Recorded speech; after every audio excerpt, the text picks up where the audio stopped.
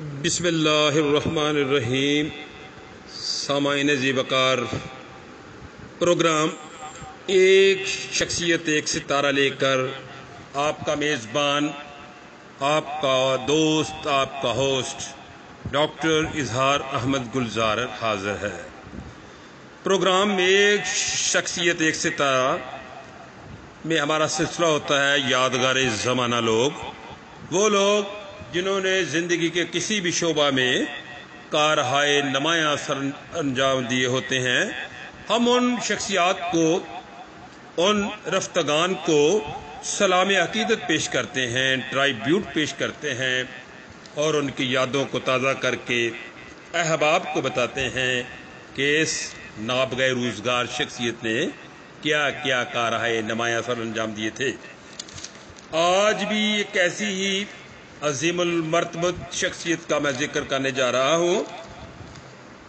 آج اس پروگرام میں جس عظیم المرتبت شخصیت کا ذکر کرنے جا رہا ہوں، ان کے ذکر کرنے سے میں اپنے آپ کو بھی متفخر محسوس کر رہا ہوں کہ ایک مرد درویش کے ذکر سے دوران پروگرام، دوران گفتگو آپ کی سماعتیں خوشبوؤں سے یقیناً معطر ہوں گی، اور وہ شخصیت اور وہ عظیم المرتبت شخصیت، درویش مان شخصیت ہیں وطن عزیز کے ممتاز صوفی اور سیاستدان، عالم اسلام کی عظیم روحانی شخصیت مولانا شاہ احمد نورانی صدیقی، پیکر کردار و عمل،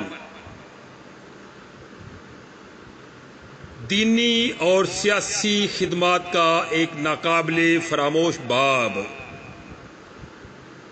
لبوں پر پان کی سرخی، سر پر خس کی بنی ہوئی ٹوپی، اس پر گہرا عنابی رنگ کا عمامہ، گلے میں اسی رنگ کا پٹکا، ہاتھ میں شاہ بلوط کی چھڑی، قدم میں سبک رفتاری، مزاج میں خاکساری، لباس نورانی اور نام بھی نورانی، مولانا شاہ احمد نورانی درویشانہ زندگی گزار کر اندرون اور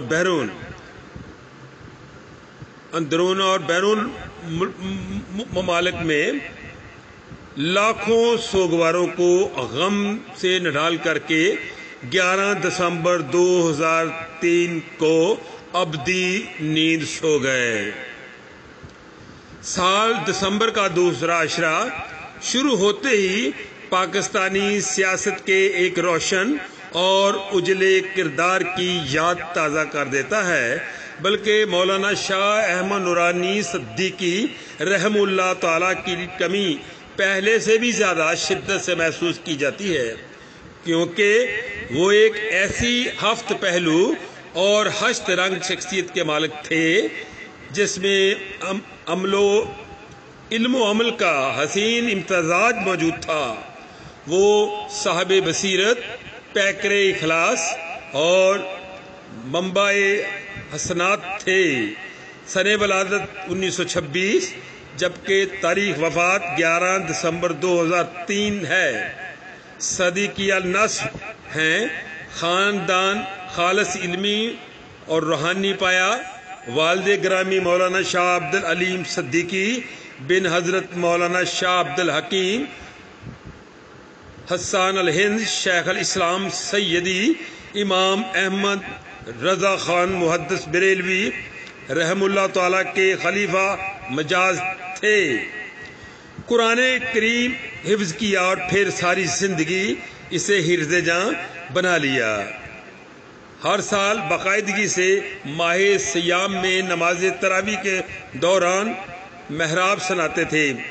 ہزاروں غیر مسلموں نے آپ کے دستے مبارک پر اسلام قبول کرنے کا شرف پایا اور لاکھوں مسلمانوں نے گناہوں کی زندگی سے توبہ کر کے اپنی اصلاح کی اور آپ کے دستے حق پرست پر بیعت ہوئے۔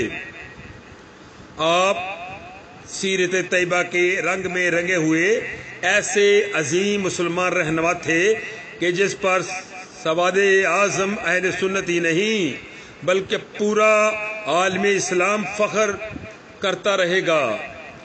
اس بات کا اندازہ اس امر سے بھی بخوبی لگایا جا سکتا ہے کہ قوم نے آپ کو قائد اہل سنت، شیخ الاسلام، قائد ملت اسلامیہ، امام انقلاب، قطب العصر اور مرشد زماں کے القابات سے یاد کیا۔ مولانا شاہ احمد نورانی صدیقی نے 40 برس ملک کی سیاست میں بھرپور اور منفرد کردار ادا کیا۔ انہوں نے ملک کی دینی سیاست میں نفاذ نظام مصطفیٰ صلی اللہ علیہ وآلہ وسلم اور تحفظ مقام مصطفیٰ صلی اللہ علیہ وآلہ وسلم کی اصطلاحات کو رائج کیا، اور اس حیثیت کے ساتھ کہ پہلے پہل جو مذہبی طبقات اس اصطلاح کے بارے میں ابہام رکھتے تھے، بلا تفریق پوری قوم کے زوما کی زبانوں پر نفاذ نظام مصطفیٰ صلی اللہ علیہ وآلہ وسلم اور تحفظ مقام مصطفیٰ صلی اللہ علیہ وآلہ وسلم کی اصطلاحات جاری ہو گئیں۔ وہ ملی یکجہتی کونسل اور متحدہ مجلس عمل کے بانی بھی تھے اور سربراہ بھی۔ مولانا نورانی کی بھرپور شخصیت کا اندازہ اس امر سے بھی لگایا جا سکتا ہے کہ 4 اپریل 1970 کو جمعیت علماء پاکستان کے مختلف 6 گروہوں کو متحد کرنے کے لیے اکابر نے جو اجلاس طلب کیا تھا، اس کی صدارت کے لیے شارع بخاری علامہ سید محمود احمد رضوی رحمۃ اللہ تعالی علیہ نے مولانا شاہ احمد نورانی کو دعوت دی۔ وہ تحریک ختم نبوت 1974 کے محرک اور قائد تھے۔ آپ نے 30 جون 1974 کو پاکستان کی قومی اسمبلی میں قرارداد پیش کی، جس کے نتیجے میں تحریک چلی اور بالآخر 7 ستمبر 1974 کو سربراہ مملکت ذوالفقار علی بھٹو نے اسمبلی کے فلور پر قرارداد کی منظوری کا اعلان کیا۔ وہ 1946 کی بنارس سنی کانفرنس میں اپنے والد گرامی مولانا شاہ عبد العلیم صدیقی کے ساتھ شریک ہوئے اور نعت شریف پڑھنے کا شرف پایا۔ بین الاقوامی تبلیغی دورے ساری دنیا میں کیے، خصوصاً افریقی ممالک کینیا، تنزانیہ، نوریبی، دارالاسلام، یوگنڈا، منباسا اور مشرقی افریقہ میں بھرپور تبلیغی کام کیا۔ انہیں عربی، انگریزی، فارسی کے علاوہ افریقی اور سواحلی زبانوں پر کامل عبور حاصل تھا، جبکہ پاکستان کی قومی زبان اردو ان کی مادری زبان تھی۔ 1980 میں کولمبیا یونیورسٹی نیو یارک امریکہ میں اسلام کی ہمگیریت کے موضوع پر خطاب کے دوران سوال و جواب کی نشست کے اختتام پر ایک خاتون پروفیسر نے اسلام قبول کر لیا۔ وہ ایک بے باک اور لیڈر رہنما تھے۔ مولانا پیرانہ سالیوں میں بھی جوانوں سے زیادہ کام کرتے تھے۔ مولانا شاہ احمد نورانی مایوسیوں اور گھٹا ٹوپ اندھیروں میں امید کی کرن تھے۔ وہ استقامت اور ہمت کا ایک کوہسار تھے۔ وہ روحانیت میں عہد ثریا پر متمکن تھے۔ وہ عشق رسول صلی اللہ علیہ وآلہ وسلم کے امین تھے۔ ان کا نام شاہ احمد نورانی تھا، لیکن وہ شاہ مدینہ کے غلام تھے۔ وہ نورانی بھی تھے اور خدا کے نور کے طلبگار بھی تھے۔ عاجزی، انکساری، مہمانداری ان کی فطرت میں رچ بس گئی تھی۔ حاضر جوابی اور سیاسی تدبر ان کا ترہ امتیاز تھا۔ وہ حسین و جمیل بھی تھے، باوقار اور رحم دل بھی تھے۔ دلوں کو مو لینے والے، مسکرانے والے، محبت کرنے والے جو آج اس دنیا میں نہیں ہیں، کسی نے کیا خوب کہا ہے، ایسا کہاں سے لاؤں کہ تجھ سا کہیں جسے۔ مولانا شاہ احمد نورانی نے اپنی پوری زندگی میں اسلام کا پرچم بلند کیا، عقیدہ اہل سنت کو فروغ دیا اور امت مسلمہ کو رسول کریم صلی اللہ علیہ وآلہ وسلم کی تعلیمات سے روشناس کروایا۔ اعلیٰ حضرت امام احمد رضا خان فاضل بریلوی اور اپنے والد مولانا شاہ عبدالعلیم صدیقی کے مشن کو انہوں نے پوری جاں فشانی کے ساتھ پایا تکمیل تک پہنچانے کے لیے دن رات تھک محنت کی، ساتھیوں کی بے وفائیاں برداشت کی، لیکن کبھی بھی حرف شکایت زبان پر نہ لائے۔ مولانا شاہ احمد نورانی کی زندگی کے 2 مشن تھے، اول مقام مصطفیٰ صلی اللہ علیہ وآلہ وسلم کا تحفظ اور دوم نظام مصطفیٰ کا نفاذ۔ وہ 1970 میں سیاسی میدان میں مرد مجاہد کی طرح اترے۔ وہ ایسے چمکے کہ آخری سانس تک ان کی چمک باقی رہی۔ ان کی تابانی نے سیاست کے اندھیروں کو بڑی حد تک دور کر دیا۔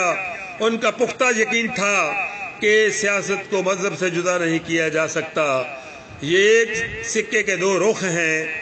وہ کبھی کسی ڈکٹیٹر کے سامنے جھکے اور نہ ہی کبھی حق بات کہنے سے باز رہے۔ اسی لیے قطب مدینہ حضرت ضیاء الدین مدنی نے ان کے متعلق فرمایا تھا کہ نورانی نہ بکنے والا ہے اور نہ ہی جھکنے والا ہے۔ مرحوم ذوالفقار علی بھٹو چونکہ سوشلزم کے نام پر اقتدار میں آئے تھے، اس لیے دستور پاکستان میں انہوں نے سوشلسٹ کی دی پبلک آف پاکستان کا نام تجویز کیا، لیکن علامہ شاہ احمد نورانی کی وکالت فراست اور ٹھوس دلائل کی بنیاد پر بھٹو کو اپنا فیصلہ تبدیل کرنا پڑا۔ اسلامک ریپبلک آف پاکستان کے الفاظ کو دستور میں شامل کرنا پڑا۔ مولانا نے 1973 کے دستور پاکستان کی تشکیل میں بڑا اہم کردار ادا کیا اور تقریباً 200 تجاویز پیش کی۔ مولانا شاہ احمد نورانی اور کئی دیگر حضرات کی کاوشوں اور ان کے سیاسی تدبر کی وجہ سے 1973 کا دستور اسلامی بنا۔ 1973 کے دستور پاکستان کے خد و خال کو اسلامی بنانے کے لیے مولانا شاہ احمد نورانی کی درج ذیل اہم تجاویز دستور پاکستان میں شامل کی گئی۔ نمبر 1، پاکستان کا نام اسلامک ریپبلک آف پاکستان ہوگا۔ نمبر 2، دستور میں مسلمان کی تعریف کی شمولیت۔ نمبر 3، اسلام مملکت کا سرکاری مذہب ہوگا اور حکومت مذہب کے تحفظ کی ذمہ دار ہوگی۔ نمبر 4، کوئی بھی قانون قرآن و سنت کے خلاف نہیں بنے گا۔ نمبر 5، اسلامی قوانین کی تشریحات کے لیے اسلامی نظریاتی کونسل کا قیام۔ نمبر 6، مملکت کا سربراہ مسلمان ہوگا۔ نمبر 7، حلف اٹھانے کی تعریف صدر، وزیر اعظم اور وزراء اعلیٰ، ہائی کورٹ، سپریم کورٹ کے ججز، کمانڈر ان چیف اور جو بھی اعلیٰ عہدیدار حلف اٹھائیں گے وہ انہی کے ہاتھوں کا تحریر کردہ ہے۔ یعنی کمانڈر ان چیف جو بھی اعلیٰ عہدیداران حلف اٹھاتے ہیں وہ انہی کے ہاتھوں کا تحریر کردہ ہے۔ مقام مصطفیٰ صلی اللہ علیہ وآلہ وسلم کا تحفظ۔ مولانا شاہ احمد نورانی نے 1973 کے دستور پاکستان میں جب مسلمانوں کی تعریف شامل کرائی تو کسی کے وہم و گمان میں بھی نہ تھا کہ قادیانیت کے تابوت میں آخری کیل ٹھوک دی جائے گی۔ 30 جون 1974 کو قومی اسمبلی کے فلور پر قادیانیوں اور مرزائیوں کو غیر مسلم اقلیت قرار دینے کے لیے تاریخی قرارداد پیش کی۔ اس قرارداد پر پہلی ارکان نے دستخط کیے، بعد میں یہ تعداد بڑھتی گئی، دستخط کرنے والے ارکان کی تعداد 37 ہو گئی۔ مولانا شاہ احمد نورانی جب پہلی مرتبہ قومی اسمبلی میں پہنچے، فولادی قوت اور ٹھوس دلائل دے کر قادیانیوں اور مرزیوں کو غیر مسلم اقلیت دلانے میں اہم کردار ادا کیا۔ فتنہ قادیانیت کے خلاف جدوجہد میں انہوں نے تاریخ ساز اور ناقابل فراموش کردار ادا کیا۔ آپ نے سیاسی حریفوں کی سازشیں اور چالیں بھی برداشت کی، متعدد بار قید و بند کی صعوبتیں بھی جھیلیں، مخالفین نے آپ پر گولیاں بھی برسائیں، لیکن مولانا شاہ احمد نورانی نے اپنے نظریے سے دستبردار ہونا تو درکنار، ایک انچ بھی اپنے موقف سے پلٹنا گوارا نہ کیا۔ مولانا نورانی ہمیشہ اپنے موقف پر ڈٹے رہے۔ حکمرانوں کی تمام دھمکیاں اور ترغیبات بے سود ہوئیں۔ ان کا عقیدہ تھا کہ موت اور زندگی صرف اللہ کے ہاتھ میں ہے۔ ان کے قتل کے منصوبے بھی بنے اور قاتلانہ حملے بھی، اور ان پر گولیاں بھی برسیں، لیکن مجال ہے کہ انہوں نے کبھی مقدمہ، کبھی استغاثہ، فریاد اور شکایت کی ہو۔ ان کا پختہ یقین تھا کہ سارے معاملات اللہ رب العزت کے سپرد ہے اور اللہ ہی حفاظت کرنے والا ہے۔ مولانا شاہ احمد نورانی دین اور سیاست کو جدا نہیں سمجھتے تھے۔ وہ اتحاد ملت اسلامیہ کے نقیب، مسلم قومیت اور اتحاد ملی کے بہت بڑے داعی تھے۔ وہ اپنے موقع پر سختی سے گامزن رہتے تھے۔ علاقائی اور لسانی تنظیموں کو غیر اسلامی اور اسلام دشمن قوتوں کی بیساکھیاں سمجھتے تھے۔ وطن عزیز میں جب مذہبی منافقت کی بنا پر مسلمان ایک دوسرے کا خون بہا رہے تھے تو فوراً مولانا شاہ احمد نورانی نے ملی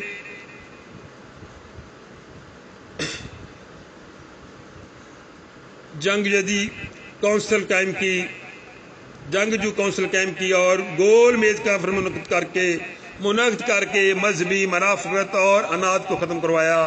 مولانا نورانی کے اس سیاسی تدبر اور ملی جذبے کی قدر کرتے ہوئے اس وقت کے وزیر اعظم بے نظیر بھٹو نے زبردست خراج تحسین پیش کیا۔ مولانا نورانی کی سیاسی فراستی کی وجہ سے متحدہ مجلس عمل کی تشکیل ہوئی۔ قبل ازیں تمام دینی جماعتیں انتخابات میں الگ الگ حصہ لیتی رہی، جس کی وجہ سے دینی ووٹ آپس میں تقسیم ہو جاتے تھے۔ دین سے تعلق رکھنے والے سیاستدان قومی اسمبلی میں پہنچنے سے قاصر رہتے تھے۔ مولانا نورانی نے تمام دینی جماعتوں کے سیاسی اتحاد پر زور دیا اور متحدہ مجلس عمل کے نامزد امیدوار پہلی مرتبہ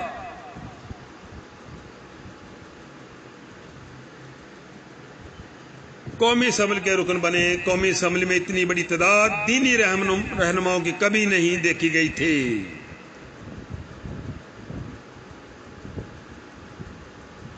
مولانا شاہ احمد نورانی نہایت قابل تعلیم یافتہ شخص تھے، جنہوں نے تقسیم ہند سے قبل الہ آباد یونیورسٹی سے گریجویشن کی ڈگری حاصل کی تھی۔ وہ ایک بہترین خطیب اور مقرر بھی تھے اور اردو کے علاوہ عربی، فارسی، انگریزی، سواحلی اور فرانسیسی زبانیں جانتے تھے۔ ان جیسے نابغہ روزگار لوگ روز روز پیدا نہیں ہوتے۔ خدا رحمت کنند این عاشقان پاک تین ترا۔